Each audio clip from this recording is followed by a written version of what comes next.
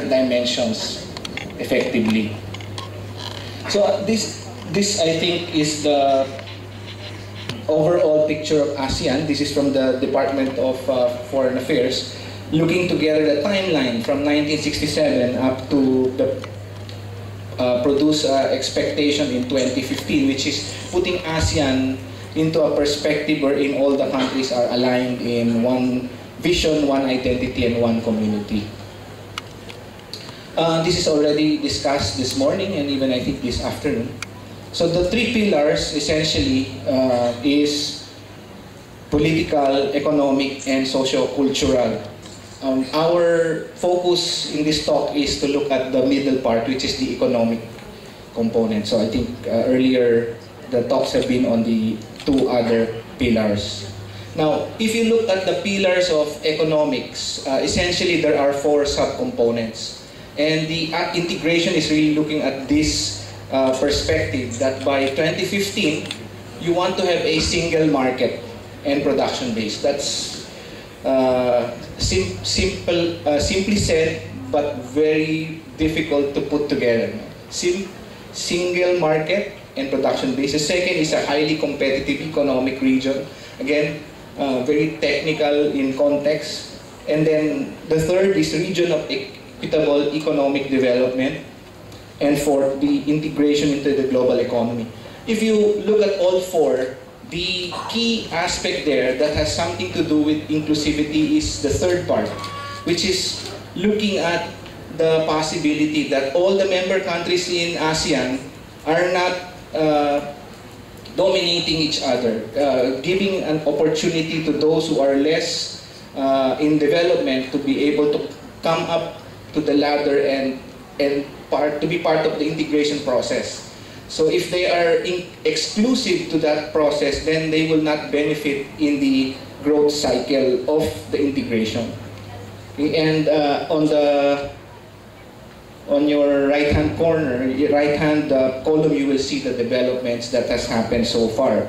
And as you will see, I think this morning we had talks on the Agreement on Movement of Natural Persons, which is a services part. So what is going to happen in the economic integration aspect? The issue in the economics part of ASEAN is essentially that member countries have very small markets and there are very high transaction costs. There, like what the professor was saying kanina about rice, there are potentially we can integrate the production process of rice. But there's so many small markets and the transaction cost to move from one market to another is very high. And then it is also dominated by domestic issues, meaning each country has its own economic condition that it has to face. So what is going to be happening in a single market and production base? So essentially what you want to see there, this is from the PIDS, that there's going to be a free flow of goods, meaning free entry in and out, and then free flow of services. And I think this was qualified earlier, that the services we're talking about here is skilled labor. And I think Yusek Bala mentioned this morning that the migration aspect of ASEAN at the moment is the low skilled. So you want to bring up to that level. And then there's free flow of investments and capital. And at this stage until 2015, what you really want to accomplish is integration, not in all aspects at the same time. That's not possible. Even the European Union took some time in integrating their economy. So what is really going to be the priority at some point is looking at what sectors that can really be integrated at the moment. Okay, so some of them is food, agriculture, forestry, and the like. And we will see later when we show the data that there is consistency along this line. And then, what is really here in ASEAN, why is it an important growth center at the moment? If you look at the growth of the region as a whole, it's growing at 6%. And at present, the Philippines is contributing a lot to that growth because we are growing faster than the rest of our neighbors in the region. And the population base of 600 million, half of it is already Indonesia and the Philippines. So very large market base, and we have a big foot there. 1/6 of ASEAN is Philippines in terms of population, and 10% of total FDI flows to the developing world. And so meaning the region corners 10% of total foreign direct investments, and 4% of the total world. And even within among member countries in ASEAN, there is 10% growth. And we are faced with the competition with other regional blocs. So the free flow of goods essentially is AFTA. AFTA has happened. It's not something that we're going to look forward to. It has happened. Essentially the tariffs had gone down already. To be specific, it's not in the presentation, but many of the commodities wherein we still have some tariff, the Philippines, for example, still have tariffs on rice. Double-digit pa po ang tariff natin sa rice. And by 2015, actually sugar, still double-digit by now, will go down to 5%. So there's a significant decline in the tariff for sugar. So you see an opportunity for easy entry and exit in that sector. And agriculture products in general are the only ones with small tariffs at the moment. But essentially, almost zero na po yung tariff sa region. So easy in and out. So you will already notice this when you go to the supermarket. There are a lot of products that are already made in ASEAN. So the Indonesians and the Malaysians have dominated the chocolate market. So yung KitKat na kinakain po natin, hindi na po yung galing sa US, buhatan Malaysia po yun. So it's from Malaysia. So it's and Goya has to compete, so it has to be absorbed by a larger company called Delphi in Switzerland, so that it can also compete in the world market. So this is what is happening. And our favorite chocolate when we were kids had all gone, surge, wala na yun. Wala na kaalala, di ba? Okay. So this is what's happening in the regions right now, the integration. It's challenging firms. It's challenging local competitiveness versus regional competitiveness to global competitiveness. Okay? Under the free flow of services, I think many of these things mentioned by Chairperson Mansala earlier this morning, pinakita niya na yung mga agreements, right? Ito yung mga, sorry. Let's go back to the sectors that are already open up. So what you want to see there is an opening in priority sectors. So allowing maximum equity participation of foreigners from 51 to 70.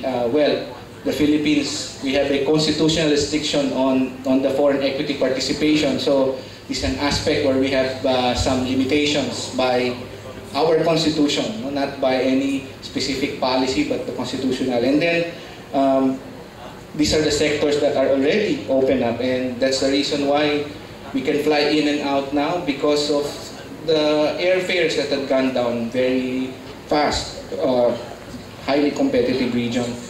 And then health is an opportunity also for integration, as you'll see that yung nursing and medical field actually is one of the areas where there is already some kind of an agreement. And then tourism, I'll show you later data where we are lagging behind in some of this, and logistics. Logistics is an area where the Philippines also lag behind significantly, because as you can see, many of the trucks that goes around this country are second-hand used trucks. Okay, so how will you move products faster? So in the other countries in the region, they are using better and faster form of equipment. So the services part, these are the mutual recognition agreements that have already been signed. Engineering, accountancy, nursing, dentistry, medicine, architecture, surveying. I think there are more coming. And also, ASEAN 2015 will allow for different regions or for different countries in the region to connect to the broader economy, not on their own, by using the region as a springboard. So this allows us to compete in what is known as the Regional Comprehensive Economic Partnership, so the RCEP. And right now we have already agreements with China, Japan, Korea, Australia, New Zealand, and India. So that means as a bloc, we have free trade agreements with them. So if you look at it from this perspective, these are exclusive free trade agreements. And as we go on using these kinds of arrangement, we have an opportunity to link to other bigger countries without necessarily negotiating on our own. So we negotiate as a group, and we benefit as a group in this kind of arrangements. In the context, for example, of standards and conformance, you need to have similar wage system, similar policies in terms of accounting procedures. So the finance part, kailangan po maging common. So the capital market development and financial market integration. This is the reason why the Senate recently passed a bill allowing for more foreign banks to enter the Philippines, because we want to be able to capture the potential inflow of a lot of foreign investments in the country. Okay, so and these are the next aspect that we need to go into: ICT, energy. We have imagine if there is an interconnected power system around ASEAN, what will happen to the price of electricity in this country, right? Benefiting, for instance, from the price of electricity in Malaysia and Thailand going down here. So, you know, we have already done it through telecoms. Later, that there is a possibility of integration of that kind. And then intellectual property rights, competition policy, an area where we have very difficult process. In the Philippines, there is no competition policy, meaning firms can outdo each other. No policing in that regard. So monopoly, oligopoly are not very clearly defined unless you have very good competition policies. And then in agriculture, instead of competing with Vietnam, Thailand in terms of producing rice, we can complement each other. Okay? Then consumer protection and taxation. So maybe one day the tax rate in the region will be the same. Okay? So right now, we are not actually the only highest tax. Our maximum is 32, Indonesia is 30. If I remember right, some others are about 20. Vietnam is about 20. But later on, you know, when you start to see that if it has to come to a convergence, because you are allowing movements of people, right? So when you move people, move trading, move services at the same time, then there should be a convergence of taxes as well. So, di ba mas maganda when all the average tax will probably, since we are on the high side, we probably will experience a decline of the tax rates. Di ba? Okay.